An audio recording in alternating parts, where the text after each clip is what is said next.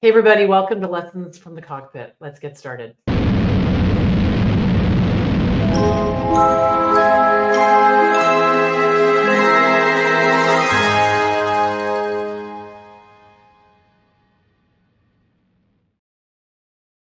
hello, hello. Good morning, everyone. Thank you for coming. It's great to see you. I'm Belinda Sandor. I'm the founder of the VA Connection, where I coach and mentor established and aspiring virtual assistants. I'm very excited to be here with you today. So let me know who's here in the comments. Now, the only places that I can see the comments, we are live streaming everywhere. The places I can see the comments are on our business page, the VA Connection, on our YouTube channel, the VA Connection. That might be the VA Connection, and also on LinkedIn. All right. Other than that, I can't see your comments. But if you jump to one of those places, I'd be happy to answer any questions that you have. All right. Now, I work with my students in my free online community, my courses, and my coaching programs, and I'm happy to be your host for Lessons from the Cockpit every Tuesday at 10:30 a.m. So. All right, let's jump in. So this is a really important topic. We're going to talk about how to take your time back during the holidays. And time is it's an interesting thing. It's really about mindset and attitude. Now, I am approaching a week that is I'm not approaching it. So let me even go back. So starting with Thanksgiving, I have been on a schedule that's been a little insane, thing to thing to thing to thing. And there's a bunch of stuff going on. I've traveled 3 weeks in a row. I have tons of people coming for the holidays on Friday, the house decorations, all the things. And we've opened enrollment for VA School, my signature program that opens several times a year. And so there's a lot going on. However, I have found that because I'm focusing on one thing at a time, and because I'm being very deliberate about my emotions during this time, that I'm able to navigate through this time with really relatively no stress. And I noticed that yesterday, because I'm looking at, instead of saying there's not enough time, what I'm saying to myself is there's plenty of time to get the important things done. Stay calm and move forward. Right? Stay calm and move forward. So we're going to dive into that much more deeply in just a minute. But before we do, I want to introduce myself to you, and I want to tell you a story. So this is me and my little delicious daughter, who's now 23 years old, and it's so cute. She's got on purple and blue, and she has the hair elastics on her wrists that are purple and blue. That's so like 10-year-old, right? And gotta love that. Or 9-year-old, I guess she was 9 there. And and that was a time in my life when I was struggling to figure out what the next chapter was going to be. And if that's you, you'll probably relate to this. So it was kind of the perfect storm, right? The perfect storm. So my business is failing. One of my paths in life was decide to sell baby gifts online. Successful in many ways, but not financial. I'm getting a divorce. There's tons of stress on me. And with that, I don't have a job. There's a ton of debt. And the debt was created stressfully. It wasn't like, let's go to Disney World and then we can't pay it off. It was like tires and medical bills and trying to keep my business afloat, trying to keep my family afloat. And we weren't even living paycheck to paycheck. It was really like moment to moment. And the hard part was, I'd always set these goals for myself. I want to be here at 30, here at 40, here at 50. And all along I'd hit those markers. But at 50, I didn't hit any of the markers. I wanted to be happily married. Nope. Wanted to have a great job I love. Nope. Wanted to be a homeowner. I'm selling my house because I have to pay off all this debt. Couldn't afford to pay the mortgage for a year. I have back taxes, like all of these things that just crept up on me. It wasn't like one day I woke up and I'm like, I'm just not going to pay for my stuff for a while. I'm just going to blow the mortgage off. It was like I just kept thinking, okay, I'll catch up next month. It'll change. Things are getting better, and you just do that for a year. And so, there's this slope of, things are either going up or down. And I was definitely the slope. It wasn't like this, right? it was like this, but you keep going like this and it eventually gets like that. And that's what happened. And everything was out of control.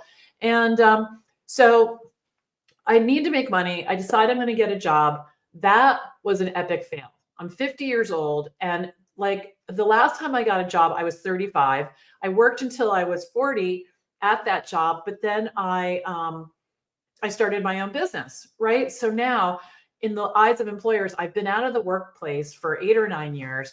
I'm irrelevant. And now I'm 50 and like, I really couldn't get a job. It was incredible. It was incredible. So I started temping and I thought, okay, all right, I can temp. My background is business operations. Like I was a business manager and an office manager, a secretary. At one point, I managed, I was the director of operations in a nonprofit. So it was really the business of business, that's always been my interest, which is, which has been fed by being a virtual assistant, like how things work and how they go together. And so I started temping and I'm filling in for the receptionist, basically I'm answering phones, stuff like that.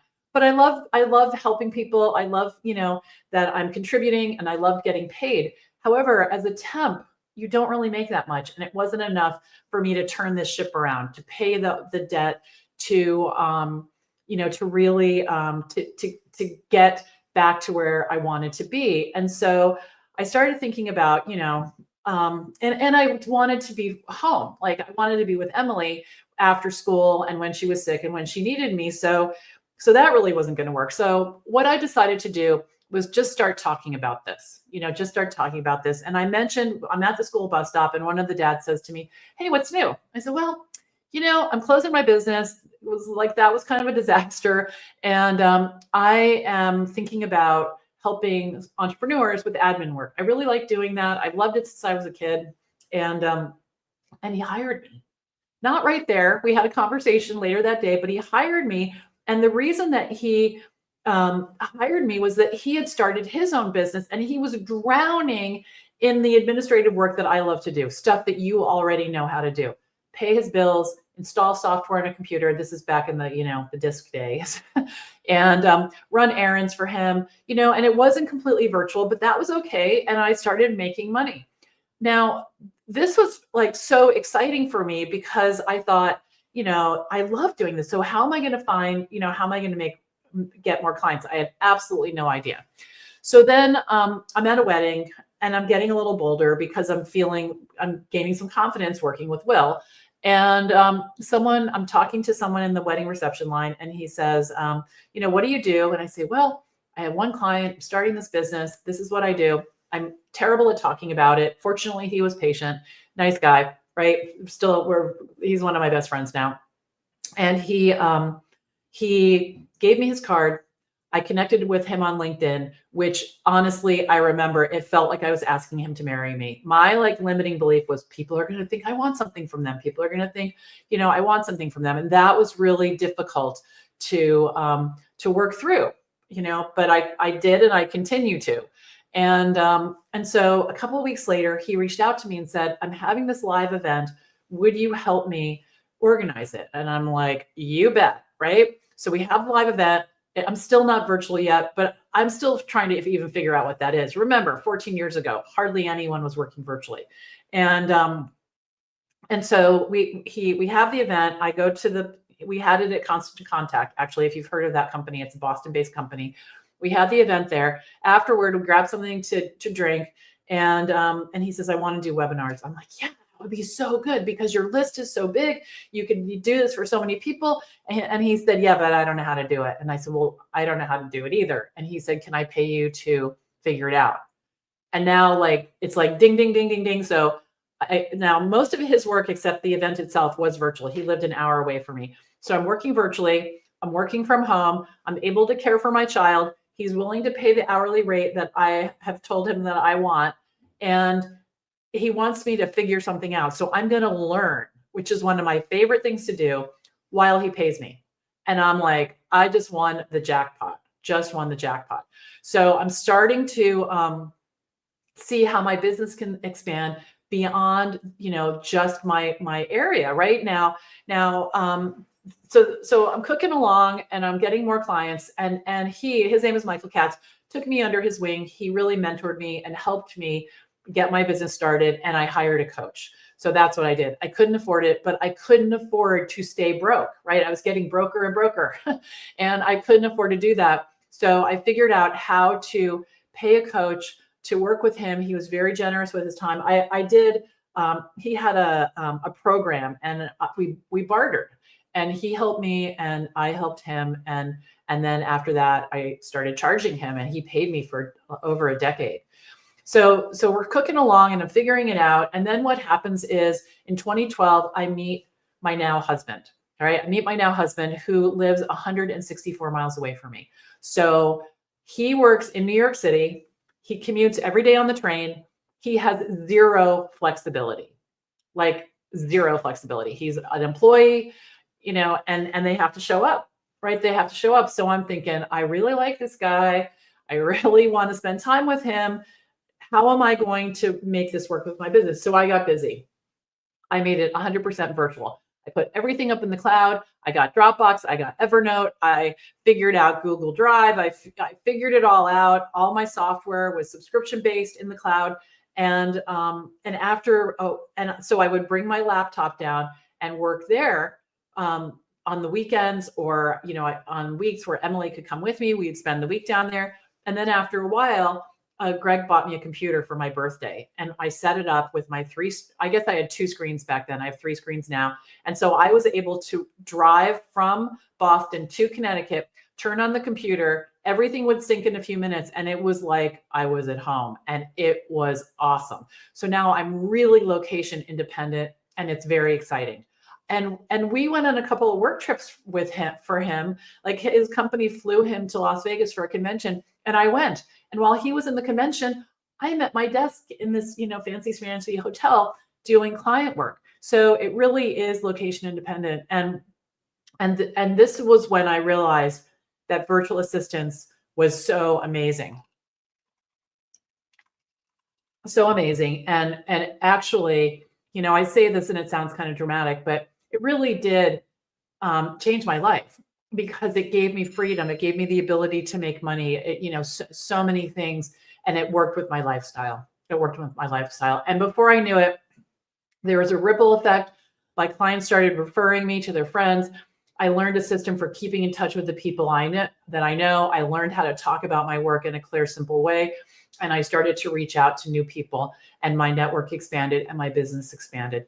And the culmination of this lifestyle is that I've worked with hundreds of entrepreneurs. I've billed over 20,000 billable hours and made more than $1 million being a virtual assistant. And now I help people just like you do the same. And from the very beginning, Greg and I dreamed about owning our own home. And earlier this year, we bought this charming farmhouse on 21 acres in Virginia. The town is right on the coast of the Chesapeake Bay. And I didn't follow the plan I thought I would. I had my daughter at 40. I started a career path that would forever change my life at 50 as a virtual assistant. I married the man I've been looking for since I was 18 or younger at 60. And at 63, became a homeowner again. And so I just want you to know that, you've got to, it's never too late to do this. It's never too late. I'm 63 now. I would have no problem starting a business as a virtual assistant. No problem at all. There's so much opportunity out there, so much opportunity. But you've got to start thinking like a successful business owner, and you've got to let go of some of the things that might be getting in your way. And one of those might be your perception of time. All right. So let's jump into this topic. Okay. Now, so the holidays are here, right? The holidays are here. No matter what you celebrate, they're here. And, I'm reminded of one of my favorite benefits of being a virtual assistant, which is time flexibility. And for more than 17 years, I worked a traditional 9-to-5 job, but honestly, it was more like 9 to 7. Right. And the craziness would begin as American Thanksgiving approached. The stress of cramming in the extra shopping, the cooking, the cleaning, the decorating, and all the upcoming guests, all the things were enough to push me over the edge. And think about it, back when I had a job. So the last time I had a job was 2001. So in 2001, there was no well, I don't know if there was an Amazon, but there wasn't like Amazon get shampoo, right? There might be Amazon buy a book, but this whole concept of like, I need a pen, I need some tweezers, like, and having someone deliver it to your house didn't exist. And I have to say, 99% of my holiday shopping has been done online and people just deliver it to my house. So the holidays, it was like a whole new level, right? A whole new level. But now that I'm in charge of my schedule, I can genuinely enjoy the holidays and even the prep work, even the prep work, and be fully present for my family and friends throughout the season. Now the question is, did the amount of prep work change? Not really, right? There's if anything, it got smaller with the UPS truck and the USPS truck. But from working from home, I gained back hours that were once used for, dressing for work, preparing lunch, the commute. I mean, for me, the commute just 3 miles in Boston on a bus could take 35 minutes. It could take an hour if there was traffic, and so freeing up that time, and not only the time, let's talk about energy and aggravation, right? Standing on the bus, people are coughing, you're holding this rail that who knows what's been there, and just the whole idea of like, yeah, not a fan of that, but I did it for 17 years, in one form or another.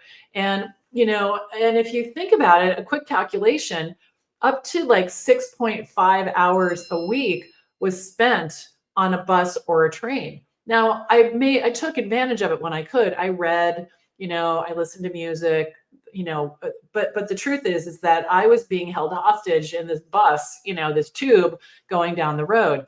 Now, in addition to that, there were so many hours that I spent ironing my clothes and washing them, and I tend to be kind of a t-shirt and jean girl. So, I just spent a lot of time. My point is that I don't usually wear clothes that take a lot of care, but when I had a job, I absolutely did. Now, in order to, so there's two things. So one, I want you to celebrate this time you're taking back, and you have to carve it out, right? If you used to get up at 7 o'clock in the morning and you were ready to go, I still want you to keep a similar schedule so you can take that time back, right? So if normally you got to work at 9 and you had 2 hours of prep and stuff, use that time in an effective way, in a purposeful way. Now, here's the other thing. Now, I'm a huge fan of doing one thing at a time. I do one thing at a time as much as humanly possible. However, there is, and I want to give you an example that I'm actually going to do on Friday.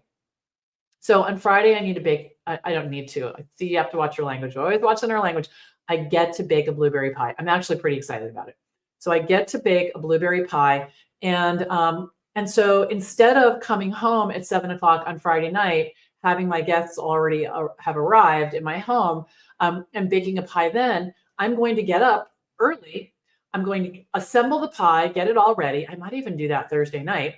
And then I'm going to put the pie in the oven, and then I'm going to sit at my desk. The pie will bake. I will go in. I'll take the temperature of the middle, after the elapsed time has occurred, that it needs to bake. And then I'll take it out and it'll sit there and rest for 4 hours and it'll be ready for dinner. Now, and so you can see how you can weave it in where, when you're at an office, there's so many things you can't do because, and I already used this phrase once, but I kind of felt this way. You're held hostage. You're like in the space, people are watching you and you can't move freely. Now I could be massively productive and bill 8, client hours today and also get other stuff done in between. So I have to say, I really enjoy the time flexibility all year long. And being a virtual assistant, means that I get to prioritize what matters most to me, maintain balance in my life, and take charge of my day. So really, as you go into the holidays, I want you to embrace this and use it in a powerful way. Use your time in a powerful way. Get very intentional and notice how you're using it. Because all of us, it's easy to be sitting at your computer and be, productive 1 minute, and the next minute you're watching reels. I mean, I get it. That happens to me, right? but I do want us to celebrate that and lean into virtual assistants as a lifestyle. It's very rewarding and it's a wonderful way to live a life. Absolutely. All right. And if any of you have questions, let me know. Let me know. Okay, good. Good. So I just want to let you know that enrollment is open for my signature course, VA School, until Thursday at midnight. We have all kinds of events going on today. My job right now is to help people decide if VA School is for them. Now, we had a 3-part training that you can still watch the replay of if you want to explore being a virtual assistant. Go over to vabusinesshub.com, VA Business. I think I might have a banner for that. Let's just see. Let's just see if I do. VA. I do not. Oh, yeah, I do. Okay, I was going to say, go over to VA Business Hub, watch the replays of the 3 sessions, and you can do homework. You can start your VA business now. You can start to understand what it's all about. And then if you want to continue working with me, sign up for VA School. There's information over there. Now, today at 1 o'clock, we have a session called the Virtual Assistants Roadmap. That's at 1. Tomorrow at 11, we're going to have a panel of successful, fabulous virtual assistants that you can ask questions to, all about all things VA. And then on Thursday, we're going to have an epic Q&A session. So I'm going to be available for you to ask any question you want. And I can't remember what time that is, but it's going to be on the calendar. Here, let me just look real quick. Let's see, where can I find that so you'll know? Let's see, one moment, as Lily Tomlin would say. One moment, please. That is going to be Thursday at 1 o'clock. So that is called Ask Away. Okay, Ask Away. So I'll see you all soon. Thank you for coming here today. Thank you for listening. If you're watching the replay, hello, #replay. And I'll see you at our live session at 1 o'clock. All right, take good care. Bye for now.